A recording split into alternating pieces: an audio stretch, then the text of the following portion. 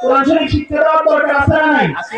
ইনশাআল্লাহ আমরা দাবি নিয়ে বলতে পারি আপনি 3 বছর সিদ্দিকে ইন্টারন্যাশনাল মাদ্রাসায় পড়ান, ওখানে নুরানি প্রথম জমাত করবে, দ্বিতীয় জমাত করবে, তৃতীয় জমাত করবে, প্রাথমিক ক্রিয়া কোরআনে কারীমের শিক্ষা দেখে দেখে পড়তে পারা সেখান থেকে শিখে যাবে। আলহামদুলিল্লাহ।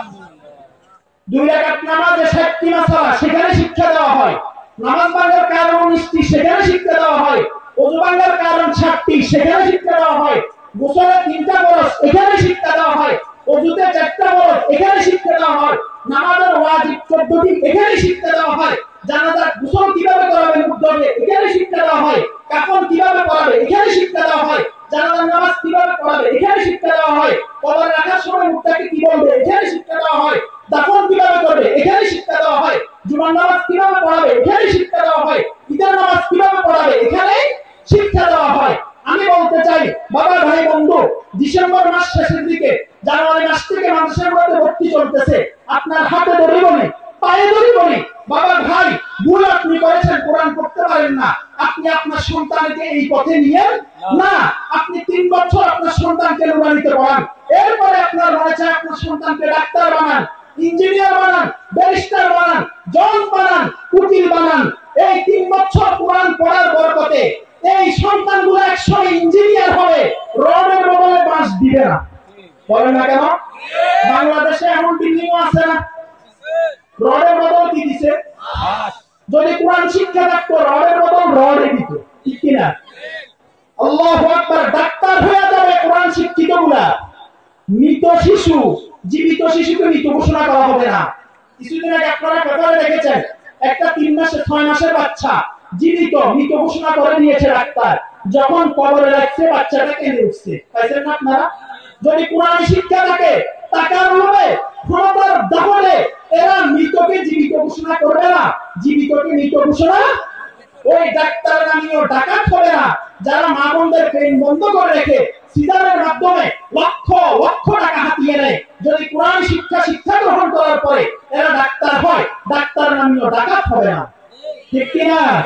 ইঞ্জিনিয়ার হবে, বালির জায়গায় ধুলা দিবে না, সিমেন্টের জায়গায় কাদা দিবে না। কথা কি বুঝাইতে পারলাম? সম্মানিত শুধু এখনো সময় আছে। এরপরে বলতে চাই আপনি 3 বছর এই মাদ্রাসাতে পড়ান, পড়ানোর পরে আপনার সন্তানকে কাছের কোন একটা স্কুলে নিয়ে যান।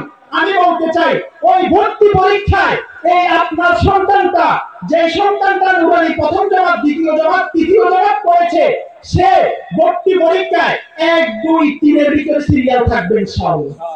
কথা কি বুঝাইতে পারলাম? আমরা আমাদের সন্তানকে কোথায় পড়াবো? বলেন বলেন, কোথায় পড়াবো? ভাই বাবা, যদি আপনি আফসোস করতে হবে লিখে রাখেন, লিখে রাখেন, যেখানে এই কথা লুকিয়ে রাখেন।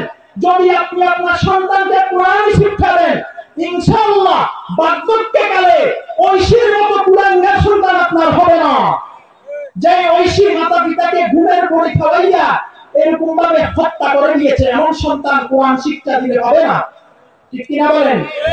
যদি আপনি আপনার সন্তানকে কোরআন শিক্ষা দেন, বয়সকালে বৃদ্ধাশ্রম আপনার ঠিকানা হবে না। আজ পর্যন্ত বাংলাদেশের ইতিহাসে কোন আলেম মাতা পিতাকে বৃদ্ধাশ্রমে দিয়েছে এমন প্রমাণ নাই। আপনি যদি আপনার সন্তানকে কোরআন শিক্ষা দেন, ইনশাআল্লাহ আপনার সন্তান আপনার চোখের এক চোখ তাকাইয়া কথা বলবে না, আপনার পিঠের উপরে গায়ের উপরে আঘাত করবে না, আপনার ইজ্জত নষ্ট হয় এমন কর্ম করবে না, ঠিক কিনা বলেন? কোরআন সন্তানকে কোরআন শিক্ষা দেওয়ার দরকার আছে না নাই? বলেন বলেন, শিক্ষা দেওয়ার দরকার আছে কি নাই? এবার রাসূল আল্লাহ রাব্বুল আলামিন বলেন, ইকরা ওয়া রাব্বুকাল আকরাম। আল্লাহ বলেন পড়ো কোরআন, রব্বে কারীম করবেন তোমায় সম্মান। সুবহানাল্লাহ। রব্বে কারীম করবেন তোমায় সম্মান। সুবহানাল্লাহ। কোরআন যারাই পড়ে, যখনই পড়ে, যেভাবে পড়ে, রব্বে কারীম তাদেরকে সম্মানিত করেন। তাদেরকে কি করেন? বলেন, কোরআন পড়লে কি করেন? আল্লাহু আকবার, আল্লাহু আকবার। দেখেন, আল্লাহু আকবার।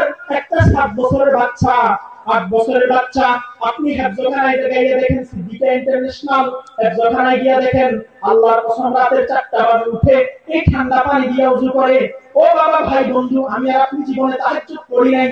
আমার আপনার সন্তান 7 বছর 8 বছরের সন্তান এই রাত্রি বেলায় ঘুম থেকে উঠে তাহাজ্জুদের সময় ঠান্ডা পানি দিয়ে ওযু করে, 2 রাকাত 4 রাকাত তাহাজ্জুদের নামাজ পড়ে।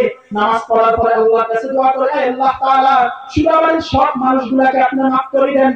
আয় আল্লাহ সুরাবাড়ির উপর আসমাওয়ালা গজিবকে আপনি থামাইয়া দেন। রব্বে কারীমের ওয়াদা, এই নিষ্পাপ শিশুগুলা এই ঠান্ডা পানি দিয়ে ওযু কইরা আল্লাহু আকবার যখন তাহাজ্জুদের সময় আল্লাহর কাছে এই নিষ্পাপ শিশুগুলা টপ টপ টপ টপ করে চোখের পানি ফেলে আল্লাহর কাছে দোয়া করবে, আল্লাহ রাব্বুল আলামিন তাদের দোয়া খালি হাতে ফিরাইয়া দিবেন না। সুবহানাল্লাহ। এজন্য আল্লাহ রাব্বুল আলামিন বলেন, ইন্না নাহনু নাযালনা যিকরা ওয়া ইন্না লাহু লাহাফিজুন। আল্লাহ রাব্বুল আলামিন বলেন, আমি কোরআন অবতীর্ণ করেছি, কোরআনের হেফাজত করব আমি। সুবহানাল্লাহ। কোরআনের হেফাজত করবেন কে? আল্লাহ। 4খানা বড় কিতাব, 100টা সহিফা, মোট 104খানা কিতাব রব্বে কারীম তৈরি করেছেন, রব্বে কারীম দুনিয়াতে প্রেরণ করেছেন। কিন্তু রব্বে কারীম কোন কিতাবের ব্যাপারে এই ওয়াদা দেন নাই, জবুর হেফাজত করবেন, তওরাত হেফাজত করবেন, ইনজিল হেফাজত করবেন, সহিফা হেফাজত করবেন। কোন একটা কিতাবের ব্যাপারে রব্বে কারীম গ্যারান্টি দেন নাই। কিন্তু কোরআনে কারীমের ব্যাপারে বলেন, রব্বে কারীম বলেন, আমি অবতীর্ণ করেছি এবং আমি রব্বে কারীম স্বয়ং এটার হেফাজত করব। এজন্য কোরআন 1400 বছর হয়ে গেছে, আজ পর্যন্ত কোন বাঘের বেটার সাহস হয় নাই উপরে 1 নোক্তা দিলে হয় নুন, নিচে 1 নোক্তা দিলে হয় বা, কোন একটা হরফ পরিবর্তন করার সাহস হবেও না, হবেও। এবার দেখেন রব্বে কারীম কি আজিব কাইফিয়তে, কি চমৎকার একটা সিস্টেমে রব্বে কারীম কোরআনের হেফাজত করতেছেন।